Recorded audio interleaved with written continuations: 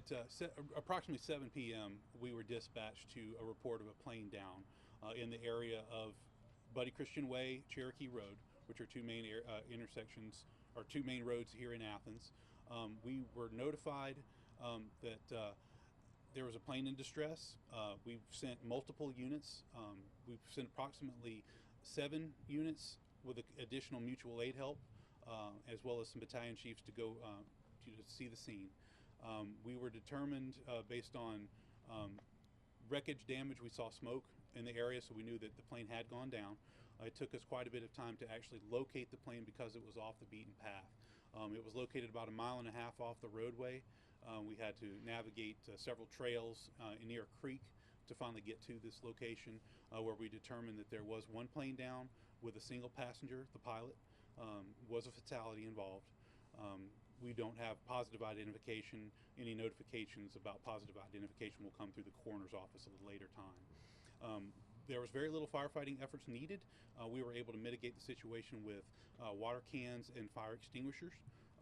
There was no spread to the woods, nothing of concern to residential areas.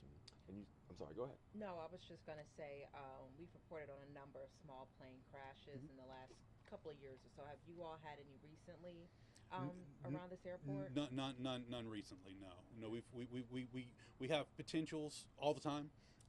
But usually it's just mechanical issues that would sort themselves out before landing, things like that. But we get notified, so we stay on standby. But this is the only one that we actually had an actual crash as of recent times. And Chief Miles, you were talking a little bit about the lead up to this crash. You said there was some radio communications going on? There was limited communications. There was indication that there was the pilot was having some sort of difficulty. There was some issues there. Not exactly sure of the extent of the issues, where the issues may have started, how long he was potentially flying with issues, but the pilot did report having some issues, and then the communication was lost. And he was the only one on board, correct? Correct. To our knowledge, Or there was just one victim, and that was the pilot.